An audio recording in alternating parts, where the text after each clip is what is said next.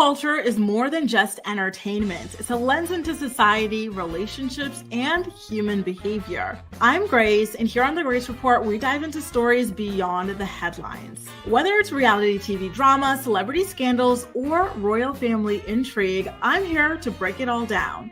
What it means, why it matters, and how it reflects the world we live in. Join the conversation, share your take, and let's make sense of the culture shaping our lives one story at a time.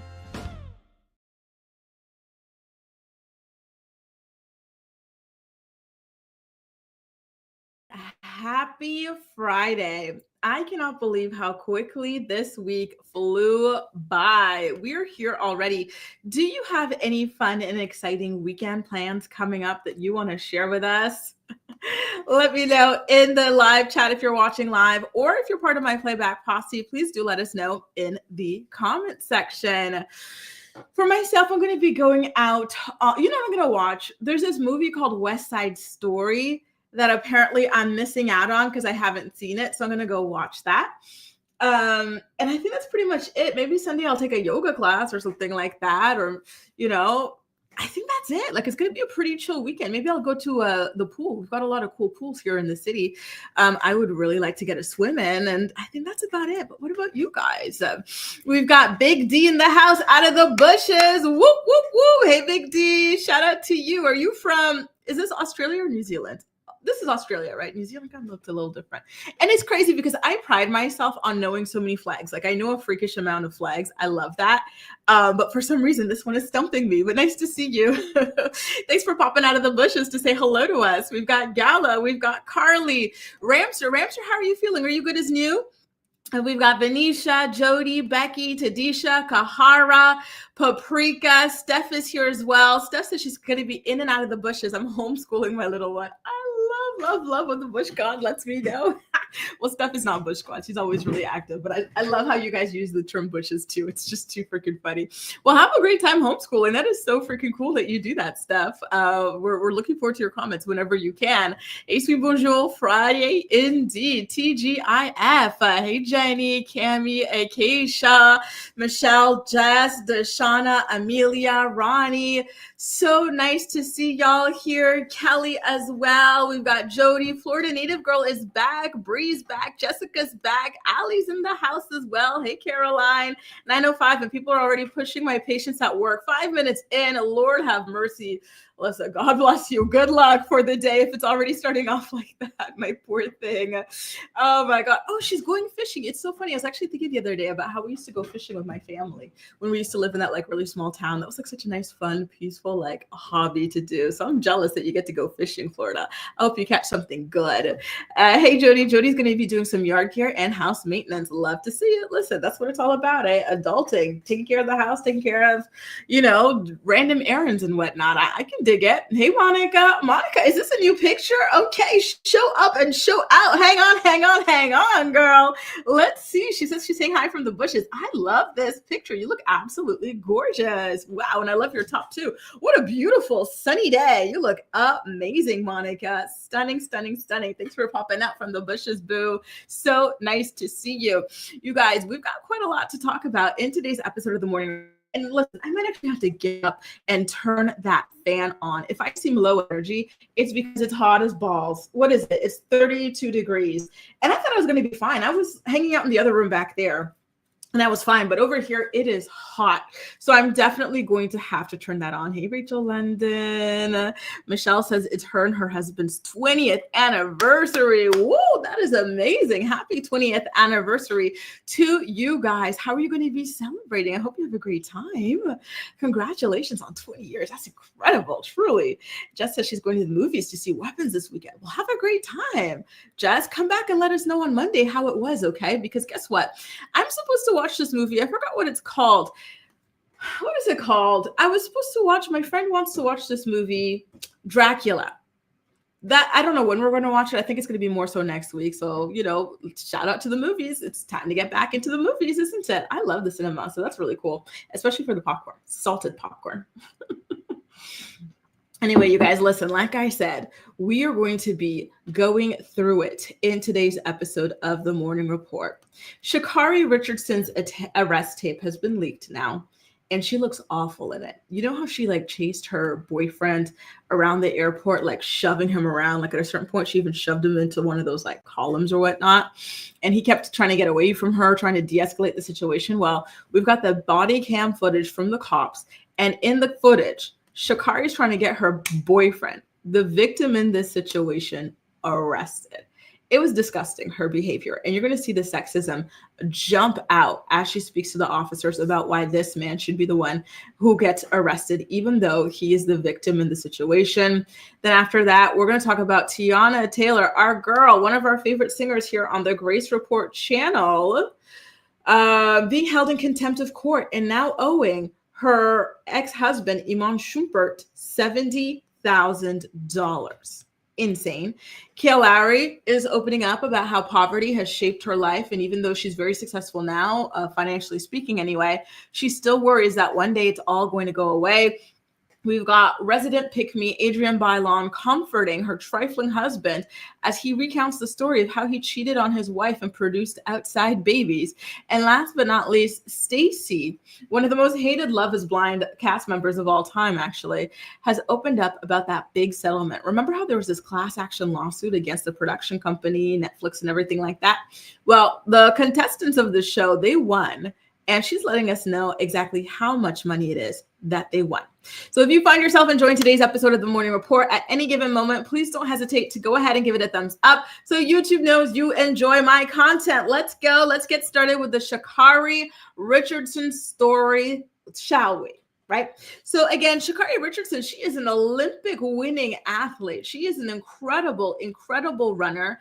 And yet she chose at the airport to go ahead and blow up her life and her boyfriend's life as well by getting physical with him on camera. The whole thing is just so foolish. It's hard to even wrap your mind around why a person would do this, right?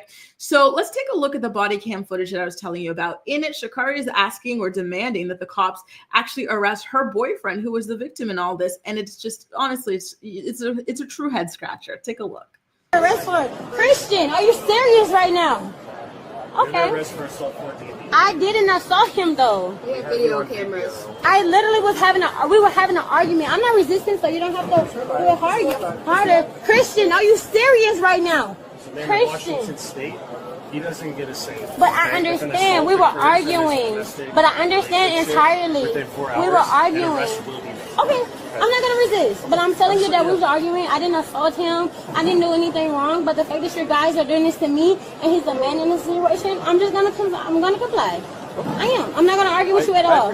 But you have me on camera. But at the same time, what he has on camera, I have my phone, shows something different. So if I need to show that, I will. We have you on camera all around here. Okay, but I have my phone that shows something different. But Christian, thank you, Christian. Don't talk to him right now. Okay, I won't. Thank you so much, officer. They are arresting me right now, Christian. Stacy, they're arresting me right now? Am I going to go actually to jail right now? You are actually going to go to jail. Wait, but right now, Yes, it's a physical I didn't. Can he tell you that I didn't do nothing to him? We have it on camera. Christian, are you serious right now? All right. Christian, I'm about to go to jail because of you right now.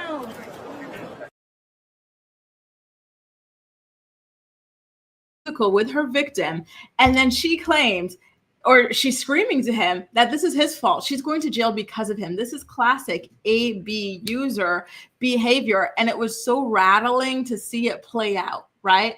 And again, this man, nobody helped him. Nobody stepped in, not even the security people at the airport initially, who saw this go down because he was a man and the size difference between the two of them, right? So it's so sad to see this play out. It really, really is. I truly hope that Christian has left Sha'carri in the dust after this entire relationship, because for her to go and try to throw him under the bus and try to get him arrested when she's the one in the airport acting a plumb fool, that's crazy, you know? And if it is true that she does have footage and that he does get physical with her too, all the more reason for these two to go ahead and leave each other alone, because this relationship is severely unhealthy. this relationship is toxic and dangerous. And I just, I do not see any benefit to them staying together whatsoever. Allie says that she shoved him around like a rag doll, and she sure did, right? Especially that time when she shoved him into the column. Like, that was brutal. Good morning, Shonda. Nice to see you. Nice to see y'all trickling in for the morning report. Carly says, oh, hell no. If the roles were reversed, people would have been all over them defending her. So wrong that nobody intervened earlier. Exactly, right? And the cops did a good job of telling her, do not talk to this guy. He is the victim here. And then to hear her like victim blame him or try to like manipulate him by saying, oh, look what you're doing. I'm going to jail because of you. It's your fault. It's your fault. It's your fault. Like, that really hurts the heart, right? After all that this guy had already just gone through in front of everybody with nobody stepping in to help. Steph says, is she drunk? That's a good question. Honestly, I had never heard her speak, so I can't compare her speech in this video to her regular speech, to be honest with you. Bree says, what the F is happening with her? Like, is she drunk? So it looks like quite a few of you now are saying that, she might have been drunk during this interaction. And you know what? If that's the case, then she needs to stop that too. Didn't her career get derailed for a little bit because of marijuana? So now marijuana has been at the downfall of a certain part of her career, and now potentially alcohol as well. She needs to go sober. Sober lifestyle is where it's at, especially when you're a person like Sha'carri, who doesn't seem to do well when you are under the influence, right? And exactly, Becky, like, and she had felt no shame. She was like, if I'm going down, you're going down with me, sort of a thing. And that is not cool. Tadisha says Sha'carri needs help, anger management, therapy, etc. If he was hitting her, he'd be labeled an AB user, etc. We'd never hear the end of it. Exactly. I completely agree. I'm really, really disappointed in her. But here's the thing. I told y'all from the beginning, I never really cared for Sha'carri like that. So now seeing that all these like kind of like, like sometimes you catch a vibe off of someone. I didn't catch like abusive vibes from her, but I just got like these vibes that I just did not like. Like, she just didn't seem like a nice person. Now seeing it play out, it's like, damn, right? Thanks, Gwen. Thanks, Ronnie. Listen, let's get these color continuing on right here. By the way, did you guys get to see my Instagram photos from the museum yesterday? I usually love that museum, like I was telling y'all, but like the exposition yesterday wasn't that great. But I really loved the initiative nonetheless, and getting to hang out with my friend. And then I took some nice pictures and videos for you guys of the museum, so you guys could take a look too. Kelly said, clearly not the first time this happened. Exactly. And according to Sha'carri, he's been putting the pause on her too. So they need to just go ahead and pull the plug on this entire relationship, because it is just not going anywhere productive, right? And good morning, Gwen. Good morning, Tyrell. So nice to see y'all here. Good morning, good morning, good morning. Paprika says cannabis, not marijuana. Is that not the same thing? Cannabis and marijuana? Lord, don't tell me there's something new I got to learn. Are they different? Because I know there's a difference between CBD and marijuana, but I didn't know that there was a difference between cannabis and marijuana. Becky says his career is on the line too. Really? That's bold of her. Ooh, there it is. She says, yeah, like, my career has been taking all these hits. It's time for you as well. And again, if it is true that he does put his hands on her, then go ahead, take him down too. However, the way she was behaving there, when confronted about her actions, was just so pathetic and cowardly, in my humble opinion. Ronnie says she's away for work, and so she's just at the hotel. Oh, how I missed that. Oh, God. Where did they send you, Ronnie? Where you at? Oh, my God. That is so cool. I used to love my work trips, just like a nice, fun little like paid for adventure. Like, obviously you're still working, so that, there's that. But like, there's just something so cool about getting to visit a new city or a new country or something like that. Sweet Bonjour says, I hate AB user, unalive, self-delete. These fake terms are so distracting. I understand why I know, it's so annoying. We don't get to like actually speak clearly without the threat of censorship on these platforms. And it does desensitize, the words that you're using. And it really, really does suck. So Jessica says there's no difference between cannabis and marijuana. Well, that's what I thought. I said, okay, I know that CBD has a difference, but I don't think the two really have a difference. But like, listen, maybe I'll have to go crack open a book afterwards, I guess. Tyrell says CBD is THC. Exactly. Yeah. So that one's like the one if you don't want to like get high, but you want pain management or something like that. Now, speaking of pain management, I do think that Teyana Taylor might need some after what just went down here in court. Did you guys see the story? I remember talking about this on the morning report earlier about how her ex-husband, Iman Shumpert, wanted her to be held in contempt of court. And unfortunately, it looked like he actually managed to succeed at that. Teyana now owes that man $70,000, you guys. And I'm quite stunned by this, to be honest. So basically what happened is that the judge found Teyana Taylor violated the terms of their divorce agreement. And one of the terms of this divorce agreement stated that they wouldn't disclose any information about the judgment of their divorce, right? However, when Teyana chose to post an Instagram video discussing the divorce, she broke that agreement.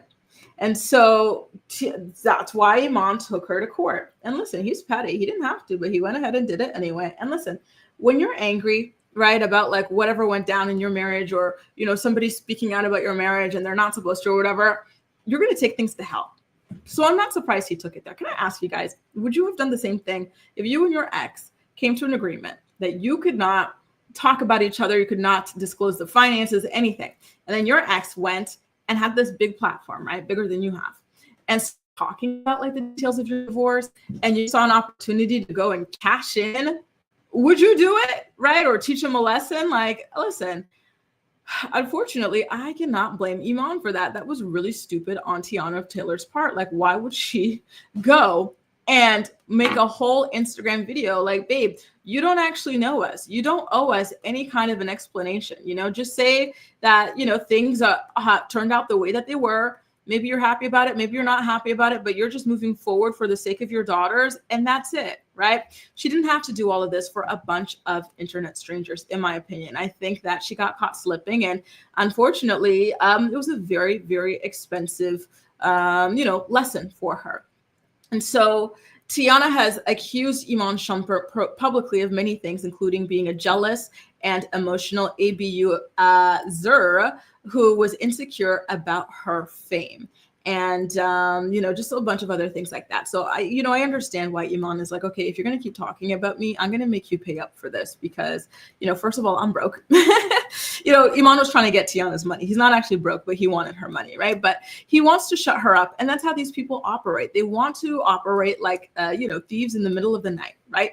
AKA undetectable. So when you go and you publicly share your experience of being put down by them, being, abused by them, etc., this really diminishes their dating pool, and they don't want that. They want to find a new victim after you, and you messing with that, that leads to serious consequences with them. That's what this entire thing feels like at the end of the day. I kind of feel like the judge was a little bit harsh, though, in my opinion. I just, I think the judge could have just said, okay, well, Teyana, like, this is a warning, like, let this be your your first and last warning sort of a situation. To go ahead and charge her $70K off the bat, in my opinion, is a bit much. I don't know how you guys feel, because you often see things that like can classify as being in contempt of court. But in my opinion, or from what I've seen, right, of like doing these doing these reports for quite a while, like it's quite rare that the judge will actually hold someone in contempt of court. So yeah, I'm a little bit disappointed to see this, to be honest with you guys. Becky says, Teyana is such a freak of nature. She's so beautiful. And that body, oh my God, her body is sickening, truly sickening, you guys. Like Teyana Taylor's body is goals AF, and like her face is snatched. You don't really see it as much in this picture. It's a beautiful photo of the two of them, right? But when she has her short hair, it really, really, really brings out her cheeks, you guys. Let me go ahead and pull it up. Like she got some good work. Listen, Teyana has had a lot of work done, okay? And it looks good. I'm seeing brows snatched, cheeks filled, lips filled, nose job, and maybe something with a jawline, and all of it has come together so incredibly well. She looks like a freaking supermodel. I really, really, really, really do love her face. It's a really beautiful face.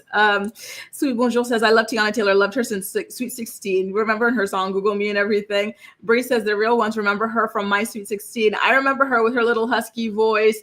Kahara says, Iman is acting petty because Teyana moved on to bigger and better things. Listen, he's not happy that she's over there with Mufasa, right? Mufasa and his green eyes.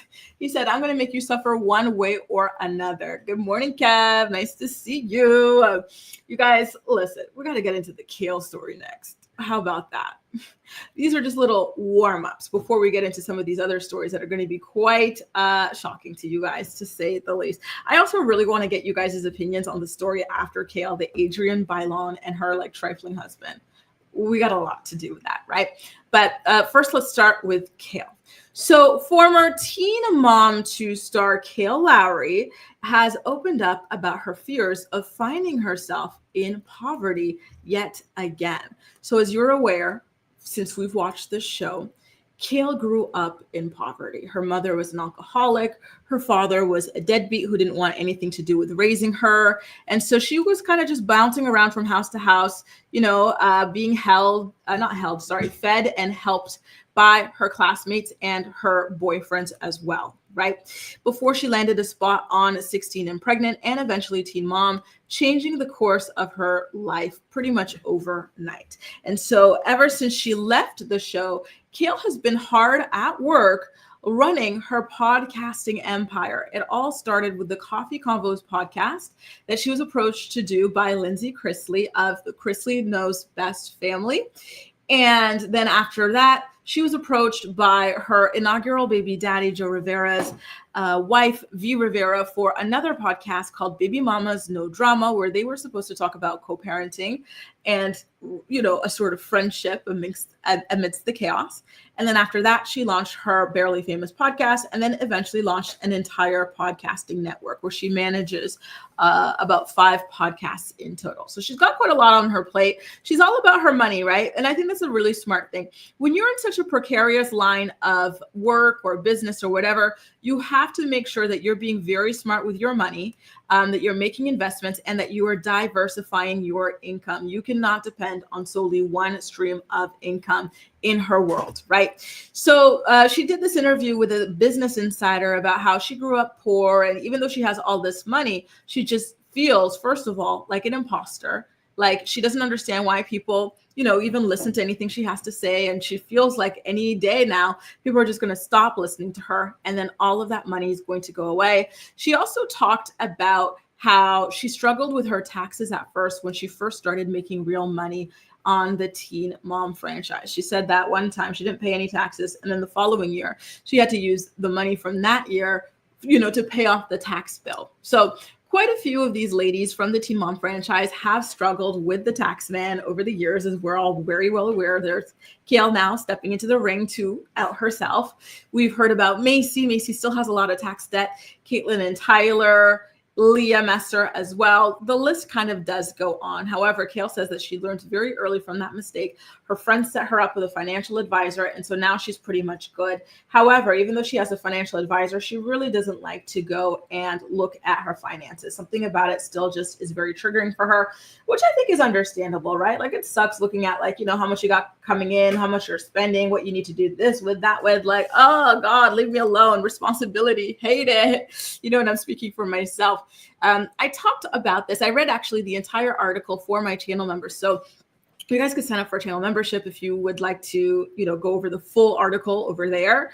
But I will kind of paraphrase it for you guys here in today's morning report, of course. So Kail says that she knew that shows with MTV wouldn't last forever. So she wanted to strike while the iron is hot, which is why she got into the whole podcasting thing. She says that podcasting has given her the ability to step outside of the MTV realm, but it doesn't really give me a sense of security.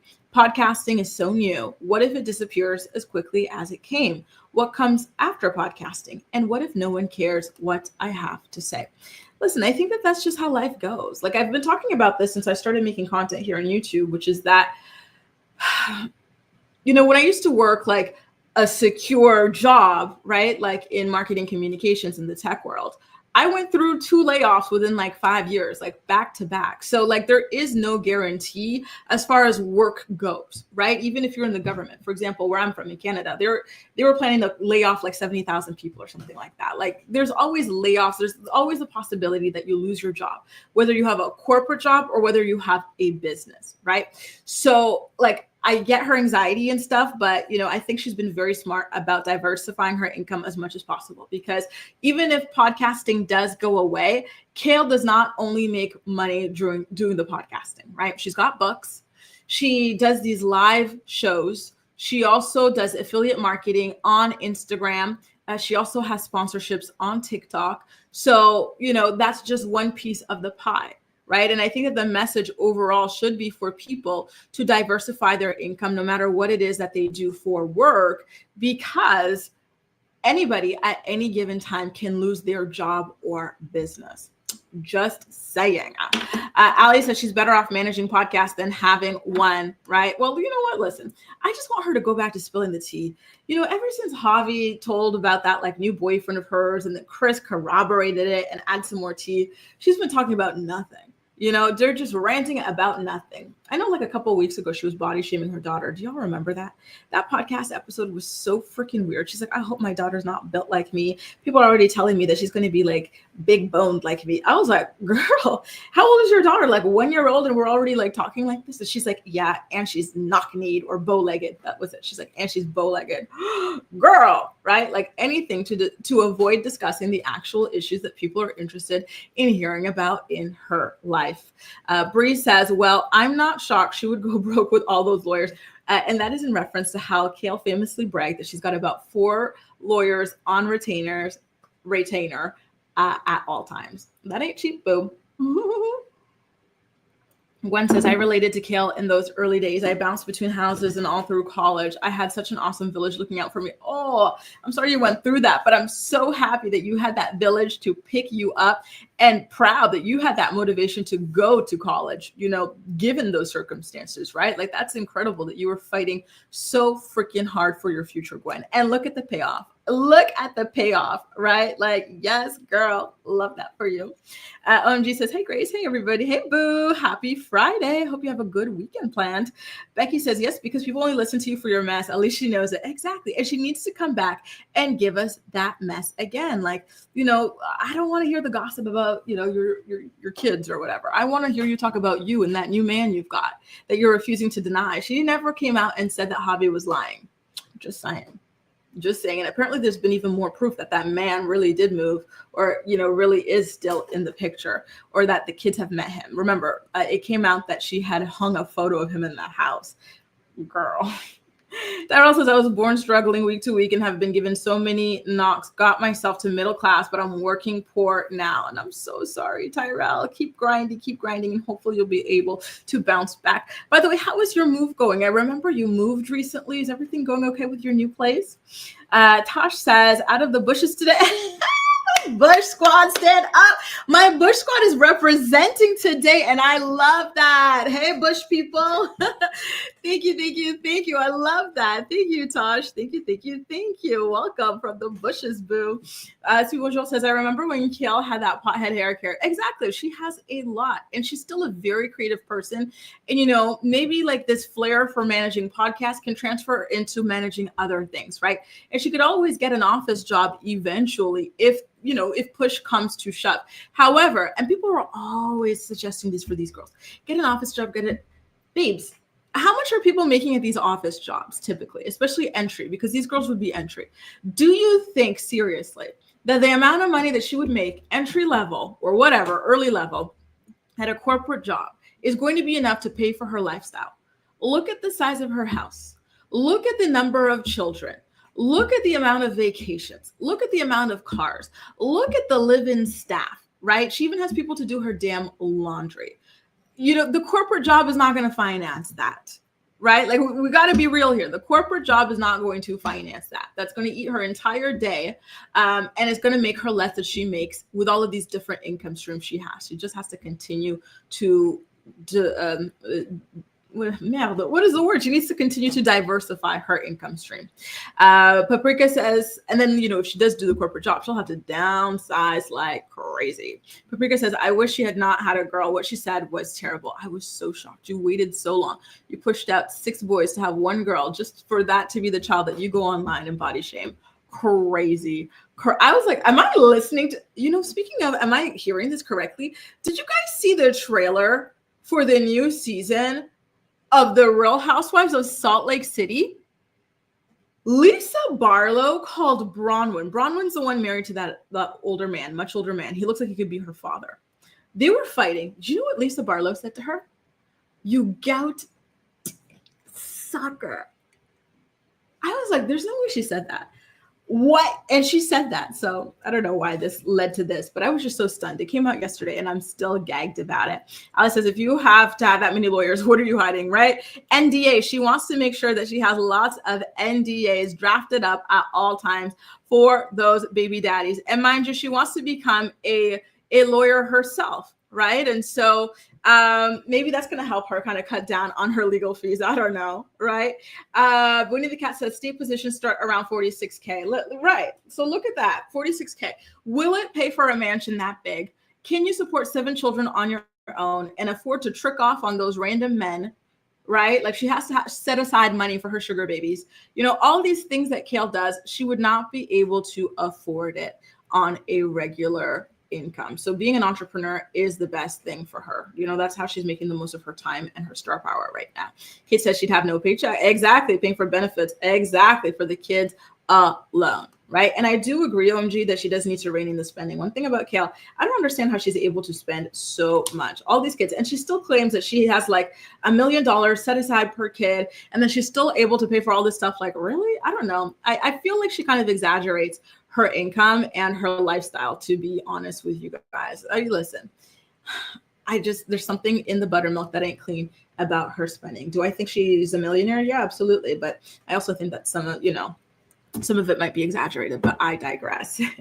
Get ready. Buckle up for that new season of Salt Lake City. Those girls are wild. That is going to be brutal, right?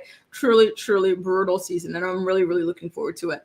So the hair care line, Kate, it wasn't selling as well as she thought. She got like a PPP loan, I think, during the pandemic, got that money, pocketed it, then shut down the business. So I think she was kind of low-key scamming the government. Allegedly, I think, in my humble opinion. Winnie the Cat says, I can hardly support 3 kids on that salary. Groceries are expensive. Exactly. It is hard out here, and it only gets harder and harder every single year. And that is the goal. The whole goal of, it feels like more than ever, these governments is to keep people poor, right? The things that you used to be spending X amount for now cost double, yet they give you less. When you look at how much, for example, this is my vitamin D, right? How many? I have 400 tablets. Let's say this costs $10. Next year, this is going to cost $15. And instead of 400 tablets, guess how many will be in it? 25. That's an exaggeration, but that's what's really happening with the shrinkflation and everything, right? It's crazy, right? And I agree, Bray, like she needs to stop. But that's the thing. Kail is not going to have a man unless she's paying for that man, right? Look at her situation. Look at what reasonable man, and Kail likes a child-free man. So what reasonable, good-looking, in decent shape, child-free man is going to get involved with Kail if there isn't a financial benefit to it, right?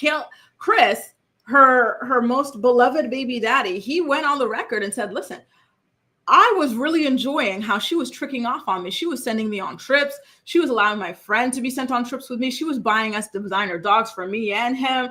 Like, she does this stuff, right? And she on the podcast as well was talking about how she would have bought him the newest BMW, like IA, and sucked his toes if he told her to, right? And then we also heard that she is moving this new guy up to her house, and that she had already, it looked like she had hooked him up with like a Jeep or something like that. Maybe she at least leased it for him. Like, Kail is, she's a trick, right? And she's 46K is probably the budget that she gives to trick off on her man. She cannot use that for her actual lifestyle. Steph says Kail just needs to move all the men into one house and claim them on her taxes. You know what she should do then? She needs to buy that house from Elijah and then use it as her like harem house for all of those baby daddies of her, or like, her entire like man roster. Because listen, one thing about Kail is she always keeps a man on deck. That new guy that she's with, he is not the only one, I imagine, just like Elijah wasn't the only man. She had this guy waiting in the cut during her relationship to Elijah. It is not possible that you're claiming that you're in the most loving, healthy, secure relationship of your life. You were so freaking in love, right? In March. Then the news breaks that your man is cheating on you. And then a week later, you're already like publicly fawning over another man. She's been seeing that man since before she and Elijah broke up. I still think that she and Elijah were a farce. They had to like force this like relationship. There was no chemistry. She had no respect or admiration for him. She still talked so much all the time about how Chris was the best sex, Chris was the deepest love, all this stuff, while supposedly engaged or in love with Elijah. Please give me a freaking break. So, it doesn't surprise me that she moved on so quickly, or potentially while she was still in a relationship with that guy, because she was never in love with that guy at all, right? And even that engagement ring. Look, did you hear about the engagement story? Listen, y'all got me on a rant. Let me tell you about that engagement story. She talked about it on the podcast. She said basically she was in the bathroom, and y'all could correct me if I'm wrong, but this is how I remember it. She was saying something like she was in the bathroom, like doing her makeup, getting ready for the day, and then in comes Elijah with a box like, here, will you marry me type thing. Like nothing romantic, no nothing. And then she's like, yeah, I guess. And that was it. And so she starts wearing this ring. And then like 2 months later, the ring is already broken. I'm like, what kind of ring pops thing is that? Like your engagement ring breaks in like a month or two? That's crazy. That's crazy, So anyway, I say all this to say, why am I saying this? I can't remember. But anyway, good luck, Kail. Listen, you're not going broke. You just need to stop having babies, and you need to stop tricking off on those men. But I do understand that that's the only way you're going to get these men for now, right? So maybe just, I don't know, take them to Walmart or something like that. You can't just be taking them all to these luxury places, right? You can't be buying them Rolexes. Didn't you buy Elijah a Rolex? Wasn't the chick from the cruise showing off a Rolex? You can't be buying them that stuff. Buy him a Fossil watch. Don't buy a designer French bulldog. Go adopt something at the SPCA for like $20. Like get him a gecko. Like she needs to start thinking a little bit wisely about what it is that she's spending. And mind you, listen, she's got her kids making money on the gram and everything like that. I don't think she'd go this Kim Zolciak route, right? And take the money or anything like that. But however, she's good. Kail, you're going to be fine. I think this is kind of like a soundbite for the article, right? When he says, I think Javi's proposal was one of the best. What was his proposal again? Someone remind me. I can't remember. Yeah, it was a sign. The ring was as broken as that relationship. Steph says, I need a play-by-play with how it went down with Elijah. Like, how soon did they get it on? Well, she said, like, how soon did they, like, she sleep with him and get pregnant by him? She said she got pregnant on the first night. Miss, I'm so infertile. I had to get pregnant by Chris. My doctor wrote me a prescription because he said I had 12 more months to get pregnant, or else I'd never get pregnant again in my life. Do you all remember that tale that she was trying to spin about that man and that pregnancy? Please. So anyway, that they broke up, blah, blah. And so she's at her house. She's on the podcast, constantly talking about hot neighbor, hot neighbor, hot neighbor. And then before you know it, she sleeps with hot neighbor and she's knocked up, AKA she let him hit it raw. Listen, I'm sorry, Kail, but I'm really worried about the state of your coochie. The way you're letting everybody hit this raw. Like, how are you letting your neighbor hit it raw, babe? That's crazy. And you've already got all these kids. How many? She had 4 at the time, 4 kids. 2 of them were super young. And you're letting this random man from up the street hit it raw. Not only hit it raw, but shoot up your club. And you know how babies work. Like, that's so insane to me. Truly, truly insane. I will never be able to wrap my mind around that. Like, that's crazy. Absolutely crazy. Listen, Gwen. And you know what? Get it on Black Friday. Because that's crazy, right? That's crazy. She's spending too much. If you want to spend on these men, go ahead. Spend, but spend wisely. Do the cheaper version of the things that you want to get for them, because no way. But again, listen, when you come, now 7 kids, 4 baby daddies deep, you're going to have to open up your purse. When he says he took Isaac to the river, he dressed him up super nice and had Isaac hold flowers. Oh, that's so cute. That's cute. I love when they involve the kids, except when Jalen involved Leah's daughters, the child brides. He got them all matching engagement rings and proposed to them too. That was creepy as hell. Truly creepy. You don't see any of these men proposing to the sons, but when it comes to the daughters, creepy stuff happening there. Carly said, I don't think he's a creep, but I think that was just the optics were really weird. I was not a fan of that guy or that proposal at all. Carly says, also get that man a Swatch. Yes, exactly. Not a damn Rolex. No D's are not worthy so soon. Kail, come on. Exactly. And she wasn't even in love with this man. She kept on pining over Chris, and she's spending that kind of money on Elijah. What? When he says, at this point, it's got to be like the Grand Canyon down there. Damn. Well, no, I don't think so. But it's just, for me, it's more like illness related. that I'm worried about. You know, you cannot, seriously, you guys, you cannot be letting just anybody have a raw intercourse with you. It is dangerous. There's a lot of illnesses circulating, right? Like, don't do it. You have to get tested together, right? Make sure, because some people, they'll try to pull up some results from like a year ago. They'll be like, oh yeah, I got tested last year. Do you want to see my results? How many people did you shag between now and last year, right? Please, right? Please. Craziness, absolute craziness. And yeah, that's what I was thinking, Raven. When Chris was going on his rant, I was like, really? You had 2 kids by her? Shut up, shut up, shut up. It's true. What do you want from me? It's true. Anyway, you guys, I am truly melting here. Oh my God, I am melting. I have the fan running, but I am melting. Oh my God. I'm going to have to go get ice cream to cure this. Listen, why don't we talk about this pick me, Adrienne Bailon.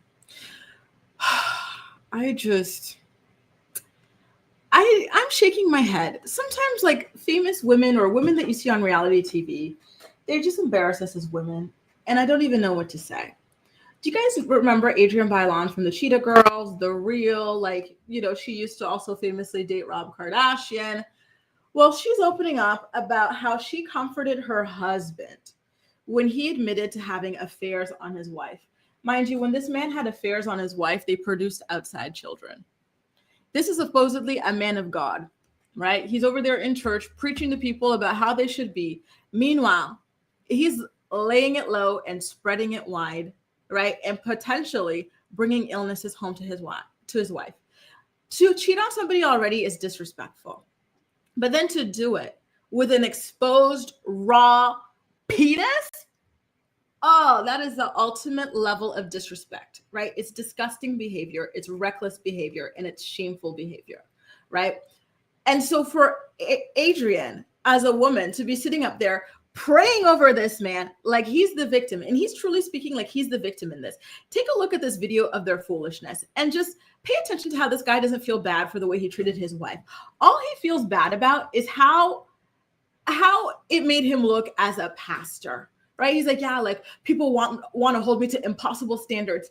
Not cheating on your wife, not raw dogging other women and producing children is an impossible standard. There's something wrong with you if that's the case, right?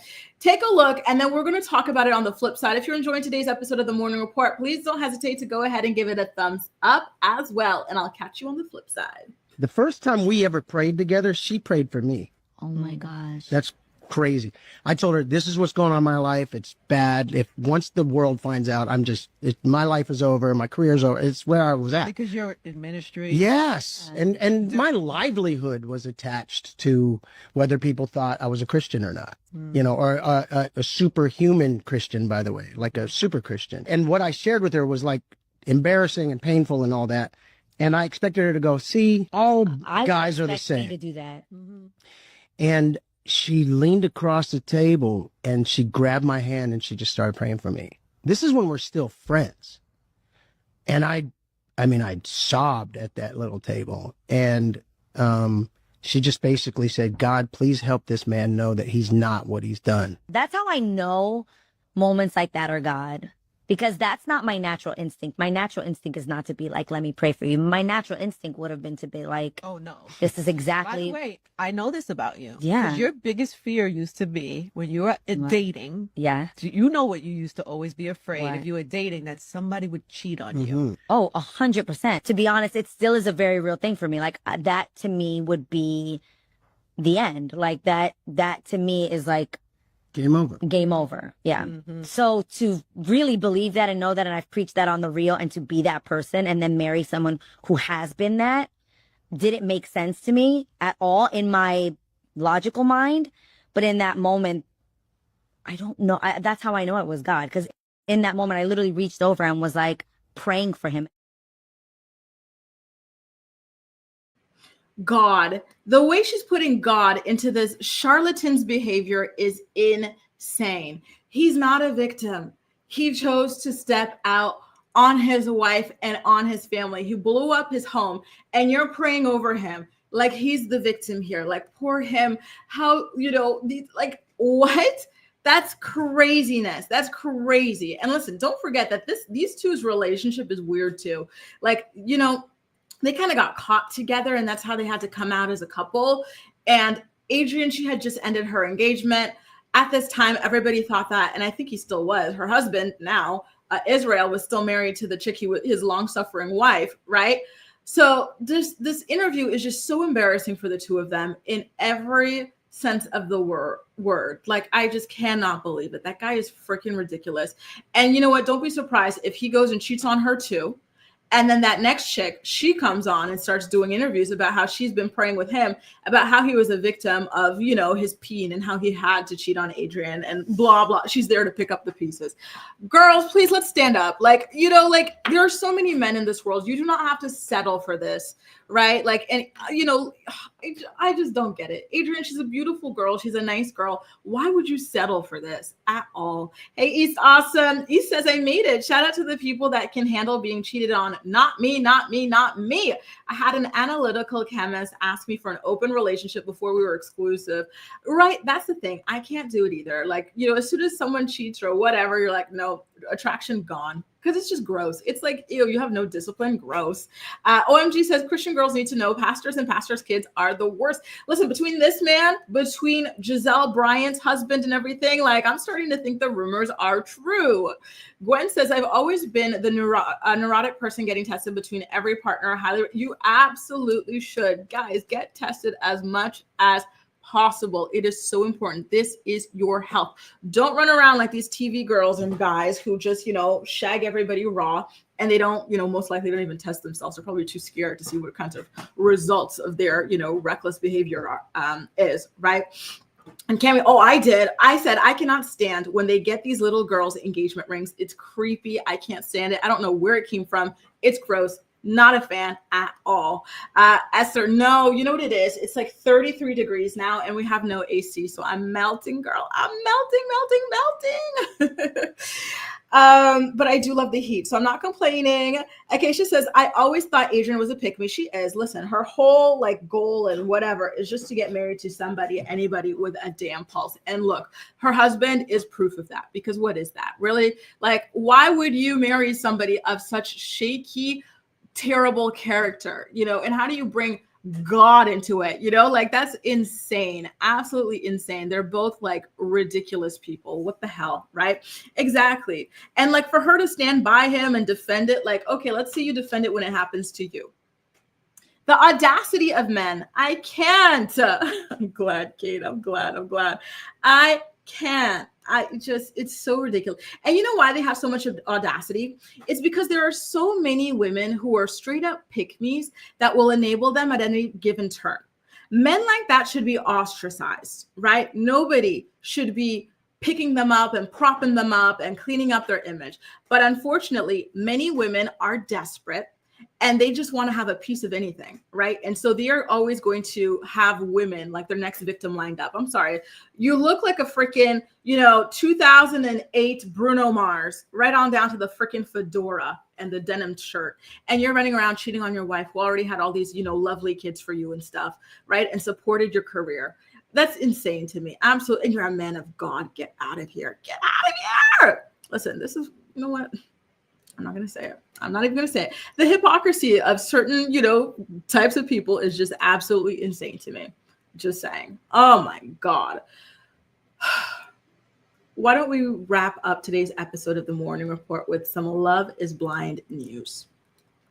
Do you guys remember that big lawsuit that one of the guys, Jeremy something, filed against Kinetic Content, saying that they were not allowed to eat, they were barely allowed to sleep, alcohol was very heavily pushed on them, they were working like 12 to 14-hour days, you know, for less than the minimum wage? Well, he won that lawsuit, and it was a class action lawsuit. Various other members of the Love is Blind community joined in, and they just got their payout. So Stacy, who was famously engaged to, what was that guy's name? Was it like Isaac or something like that? Izzy. She was engaged to Izzy.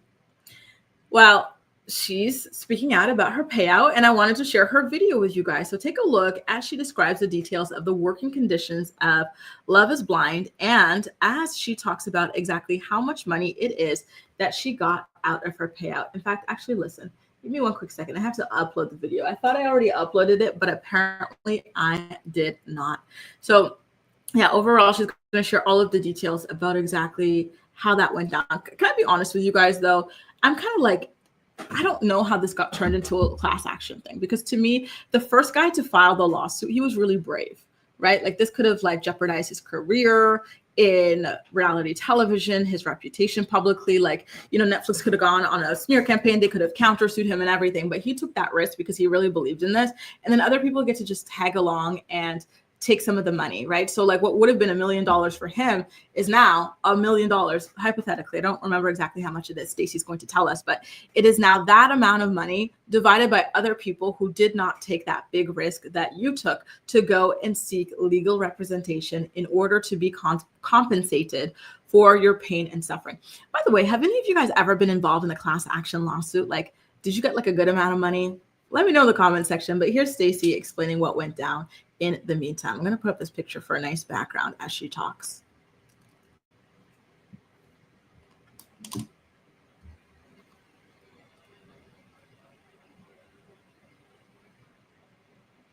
Did the background go up?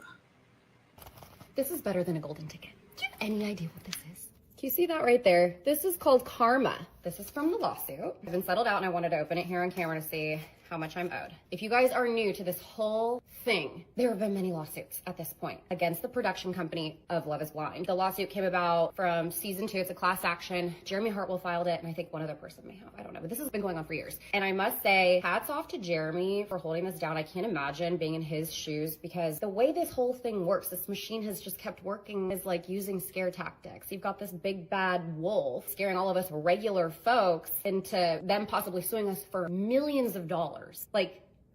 So anyways, there's a lot of people that have been treated extremely poorly, including myself, that are afraid to speak up for themselves because there's always this threat of it's in your contract. And I do have examples of them still doing that right now with people from my season. There's 2.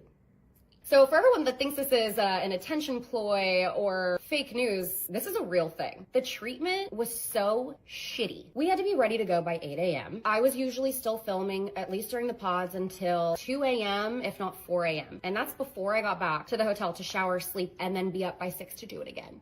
That's intentional. And then when I brought this up to production, where I'm like, I'm not okay. Like, how could anyone be okay? I'm not getting enough food. I'm not getting sleep. They literally said, it's an experiment and you signed up for it. And then you believe it because you're so bent out of shape. You're so tired. You're just emotionally beaten to a pulp. And everyone that's gone through this knows that it's not right. And no one has had the balls to speak up about it until this class action lawsuit. But what it's come down to is Kinetic doesn't have any of the workers filed correctly or coded correctly. We're minimum wage and an employee, but we're also contracted. And all of that is to get us out of insurance, getting to pay us the lowest amount possible. So how we got paid $1,000 per week. And when you initially are in casting calls, you're like, that sounds pretty good. I mean, just be on TV, I'll get paid whatever. You don't take into consideration that you're working 16 to 20 hour days. Not only is it an opinion of that's effed up, it's against labor laws. I think it's the labor board ended up coming after them because all of our contracts are completely illegal. So anyways, I got a notification in the mail that I have rights to money. So you're about to know how underpaid and abusive this environment is based on this check. I'm scared. What if it's like $1? So without further ado, this is what I am owed for filming not even 2 full months. $8,287. This is more than I got paid filming an entire season of 12 to 20 hour workdays. I'm like shaking. I don't know if I'm mad or happy. I mean, I'm happy, obviously. It's more of the justice piece and not the money. It's just sick. It is sick that people that have power take advantage of people that they know don't know any better in these types of situations. It feels fucking good. So there you go. The money won and given to the stars of Love and Blind, $8,000 a piece. And so she says that that's more than she was even paid for filming the thing in its entirety as well, which I think is really, really crazy, you know, especially when you consider the 12 to 20 hour days, like, you know, no access to your phone and working weekends, overtime. Like, they should have been making a pretty penny. And I do agree, OMG, that these stars do deserve residual checks as well, especially when you're hearing these stories about, you know, MTV shows being put onto Netflix or different platforms and these big deals for multi-million dollars being brokered, and the stars, the people that we're all consuming and wanting to see and like bringing us there, like they're getting nothing of that, like $0. Insane, right, Allie? Like it's crazy how little they're able to get away with paying these people. And I know that Love is Blind, or Kinetic Content, the producers behind the show, they've been really working hard to repair their reputation ever since all of these lawsuits. So first of all, they started showing a lot of food and, you know, water and things like that that they give to the cast and whatnot. So hopefully the financial aspect is what comes next, because it is a fantastic show. And as such, these people should be treated, you know, like with a certain level of, and even if it wasn't a fantastic show, all people who are working especially should be, you know, treated and compensated fairly. Gwen says, if someone put me on a show like this, I would absolutely snap and everyone would be so sorry. If they're lucky, I would only bust down a door or two to get food for my fellow hostages each. And I'm telling you, you know, when you think about all the things that these people go through, starvation, you know, being like kind of plied with alcohol and whatnot, like working 12 to 20 hours, no access to the phone. And in Love Island, there's something that I think is actually quite torturous that they do. They don't tell these people what time it is. So over a month or 2 months, you're just living, existing, not even knowing what time it is, not knowing what's happening with your family and friends outside, no connection, no nothing. Like it seems like cruel, you know, and unusual punishment, right? So all of that, you should be very, very handsomely compensated. And people go, oh, well, these people, they get rich off this. Well, it's because afterwards, they, as entrepreneurs, they go on and, you know, make brand deals. They go build platforms and stuff. It's off of them, right? Whereas the network gets rich off of them on the show. They're not getting rich off of that itself more often than not. Jalissa says, I had to head out. I'm going to watch the Air and Water show practice. Oh, that's so cool at the beach if I'm able to walk in sand. Still struggling to walk correctly. Everyone have an amazing weekend. Well, thanks for joining us, Jalissa. I hope you get to watch the show and that everything goes well. Keep us posted next week about, you know, whether or not you were able to walk in the sand. And I will be responding to your DM this weekend as well. Jalissa's coming to Paris. And so she was like asking me for an itinerary and some help. So I will be responding. We've been going back and forth and it's really exciting stuff. So where was that in that story? Listen, y'all, I'm a squirrel. As soon as I get off track, I forget everything I was saying. But yeah, I think that the way that they treat reality stars is quite cruel and that they do need to do better. So I'm proud of the people who go stand up for themselves and file these damn lawsuits. Netflix and Kinetic Content has been trying to destroy Renee Plush's life and reputation. Remember the veterinarian from, was it New Orleans? The New Orleans season, who was engaged to the bald guy with no job and with allegedly a criminal history or like allegedly an alcohol problem. So she sued them for trying to force her to stay with him. The guy was talking about having guns and whatnot. Like, it's crazy. Now I know what I was saying. I was responding to Gwen. I said, yeah, considering how terribly these people are treated, like they're treated like really, really poorly. The fact that these little controversies that they get into and people hate on them for, like those are nothing, peanuts compared to what they really can be doing and the way they can be behaving under those circumstances. Like imagine yourself under those circumstances, right? Like I would be a nightmare, a true nightmare. Like, you know, you haven't seen nothing yet, you know, like I cannot imagine living like that. So, you know, kudos to these people for holding it together as well as they have over the years. Kahara says, that sounds like jail. Exactly. That's insane. I would be beating somebody's door down for food. Exactly. Like the fact that these people have not lost their minds and they're living like that for months on end, like it's incredible. So like, so what if she's a little bitchy to this person or he's a little this or that? Like under these circumstances, je comprends, you know, I understand, right? Yes. Amen. Jalissa, you're still in our thoughts and our prayers. We're hoping everything goes well. Yes, I love all the love and support here. And ooh, Acacia, thank you so much for the super chat. We got a weekend super chat from Acacia. Thank you, boo. She says, have a great weekend, Grace. Thank you. Listen, my weekend's going to be nice and chill. And I'm quite excited about that because the weather's going to be super duper hot. So I just want to be chill, you know. Did you guys ever watch that show or movie, West Side Story? Like, do you think I'm going to like it? Don't give it away, please. No spoilers. But that's what I'm going to be watching on the Saturday, and I'm really looking forward to it. I just have to figure out what to eat. I'm going to be watching it with someone. Esther says, I sign up for all class action lawsuits. I got $15 for Fashion Nova. I bought my coffee twice. Oh, that is hilarious. My sister did that for this like Wonder Bread or something like that. And she got like $4 or something like that. That is too funny, Esther. Listen, money's money. Go get that money, honey. Alexis, corporate profits without fair paid labor is wage theft. 100% agree. And you know, that's why it's always so frustrating when you see people like hating on or fighting against, poor people. You're like, dude, like, no, these people, like, they haven't done anything. The problem is up there, guys. Look up there. Like, it's a distraction, like the way that, like, the capital, like, listen, I don't think capitalism itself is like this, but like the way it's set up and the way it's getting worse and worse and worse, like, oh my God, it's only a matter of time before this ish implodes. It's unsustainable. It's unsustainable. She just says, did Kail have plastic surgery this week? Yes, she was talking. So she's out. Thank you for bringing that up, Jaleesa. She's out. I had to run back after seeing her video. Oh, hang on. Let me go see. Listen, she's blocked me by accident. So I have to go look from my burner account. She was talking about this in a prior podcast episode, how she wanted to quote unquote chop off half her neck, right? And then she wasn't present for this week's episode of the Coffee Convos podcast because she was out to get that surgery. So just an FYI, she wants to remove the skin here from her neck. She says it's a genetic thing, not a weight thing. And so she wants to get it taken out. And then she said that, what else did she say? She also said something, She said that she would have to get it done again in 20 years or something like that. So she did post a post-op video over on her Instagram. Let me see if I can go on incognito or something like that to be able to see it. Or you know what I might actually have to do, you guys? I might actually have to go ahead and screen record it. So actually, no. I'm going to play it this way because, listen, this is going to take too long and I got to bounce. I'm melting. I need to take a cold shower and go buy myself a damn popsicle. Take a look at it, okay, you guys? Happy Friday, everyone. Once I heal, it's over for y'all. Happy Friday, everyone. Once I heal, it's over for y'all. I'm surprised that she doesn't have like oh yeah, she does have like, like a faja for your chin or whatever.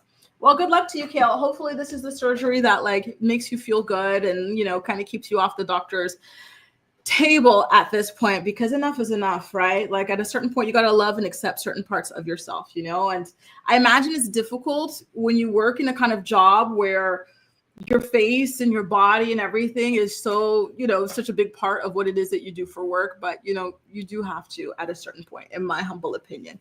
Gwen says trauma is real, whether people want to believe it or not. Oh, absolutely. There's a reason they bother weeding people out with mental health history. Exactly. Right? Because they know they're going to torture you and push you to your freaking limit. So they want to make sure you're as healthy as possible before they take you there, because they want to be the ones to destroy your mental health. Right? Alice says she got some checks from Facebook for the class action. Oh, how much did you get, Ali? Ka-ching, ching. Venetia says, yes, it was a great movie. West Side Story. Okay, so I'm really excited. I'm really excited to watch West Side Story. I'm really excited. I love a good movie, y'all. Steph says, are you going to watch Freakier Friday? I love Lindsay Lohan. However, I don't like, what's the name of the lady, the crypt keeper there? I didn't like her stance on like the Palestine, Israel stuff. I think she's demonic. So I liked Freaky Friday when it came out, but I can't support Jamie Lee Curtis, unfortunately. I know. Honestly, my boycott list is strong, y'all. Gwen says, oh, Grace was it? Okay. Gwen, please. I don't want Jason to find out, so I have to be quiet. Jason from the Valley. Lex says, it's just like the people mad at Air Canada flight attendants for striking because they don't get paid until the doors close. Exactly. That is BS. How has that been acceptable for so long? Like, let people do their damn protest to get paid like a freaking living wage. It's insane that these flight air hostesses and whatnot, they have to work unpaid until that door is closed. And y'all know how long it takes for that door to close, right? So many freaking, no offense, but so many freaking morons on the plane coming in, they put their stuff up. Sometimes they'll have like one tiny little purse and they put up their stupid little purse. They take up all of the room and then there's no more room. Now we got to do Tetris. Like, oh, what if we take out the stupid purse, put it on your stupid lap, and then we'll be able to move, the thing along. And then there's sometimes people when you're still like, loading people onto the plane. Some of these people, they'll get up, they'll be like, I need a snack actually. So they'll like open up their backpack or whatever they've got up there. By the way, their stupid backpack can be put under the seat in front of them, but they want to take up space, right? They're like, do I want a cheese stick? Do I want beef? And like, there's like a lineup of people waiting to get on. And these people are not being paid to deal with that, right? Pay those people, you guys. Pay those people. I'm telling y'all. Anyway, listen, I think even my internet service is melting. It is too damn hot. Ali, you got $100 for that? Damn, that's amazing. Absolutely amazing. Hold my foot, Joe, babe. We're about to sign off. I am 5 minutes over time here, and I am melting. Y'all know I love talking to you guys as much as possible, but I am melting. I already ran through all of the stories for today, but I'm trying to catch up on as many live comments as I can before signing off. Let's see. My stepdaughter quit Air Canada for this exact reason. Well, you know what? Elle a bien fait. You know, good for her, because absolutely freaking not. What do you think I am? Please. Does a CEO only get paid when, like, you know, this or that? Like, get out of here. Get out of here. And so somebody was asking me about the LB story. I covered that in yesterday's episode of the morning report. I'm trying to find your comments. So whoever asked me if I covered the LB, yes, I covered that in yesterday's morning episode. It was you, hold my foot, Joe. I covered that yesterday, and I posted the video that I had. And I will go ahead and like clip that little video and post it as its own individual video as well. Okay. And good morning, Farah. Farah, listen, I love being a Farah stan on Instagram. Farah is always coming with the most beautiful photos and whatnot. I love it, love it, love it, love it. So you guys, I have 4 comments here. Well, actually 3. Once again, thank you so much for your super chat, Acacia. Super nice of you. Thank you, thank you, thank you. Listen, you're about to buy me my popsicle. Mango and passion fruit. Yup. Carly, so yes, I've got 3 comments that I wanted to get to before I signed off and took my nice cold shower. Carly says, nah, Jalen was a straight up weirdo, always felt very fame hungry. The whole relationship felt fake. So this is in regards to Jalen and Leah's relationship, and then him having those 3 little, you know, child brides that he proposed to. Yeah, no, listen, I told y'all from the beginning, somebody with Jalen's profile is not going for Leah. It's just not happening, right? And if they do, it's a miracle. And, you know, the cameras, he was there for attention. He wanted to do those weird photo shoots every other day. Like, Jalen is a weirdo. I don't even understand how he's working with NASA and whatnot. Like, you know, like, he's a freaking weirdo. Oh, he gives me the heebie-jeebies. And, you know, somebody else, Tadisha was saying this actually, and then I'll get back to you, my Jen. Tadisha was saying Leah had some questionable relationships after her marriages. Yeah. Even the marriages were questionable themselves. But I digress. I'm glad she's focusing on herself and the girls is now. Same here. Because don't forget, you know, outside of weirdo Jalen and his photo shoots in women's clothes, there was also that guy, the older guy, who I called him like the Dirty John type guy. Like, he gave weird scammer vibes. There was a period where Leah and her kids were living with him, and she had been dating him for like maybe 5, 6, 7, 8 months or something like that at the time, right? Like, absolutely insane. And then there was an argument between the twin girls in the car, and one of the girls out of nowhere, she says, Jason likes me more because, like, I look more like our mom or something like that. I said, now where'd you get that from? That's creepy, right? Very, very weird and creepy. Like, she had a lot of weird, creepy, odd. And then she had that guy, TR, the one that she was like, you know, allegedly doing rugs with and whatnot. Like, wow, her dating history is wild. Thank God she has finally decided to just focus on herself and her career and her girls right now. And I still can't believe the girl bought a house with her money and put it in another man's name just to avoid paying taxes. You big dummy, pay your damn taxes. Jenny says Kail was dating Malik when she got with Elijah. Yup. And so that's why a lot of people still think that Rio might be Malik's baby, and Elijah refused to get a paternity test for him. Dun, dun, dun, dun. Thanks, Benicia. You too, boo. And thank you, Ramster. Likewise.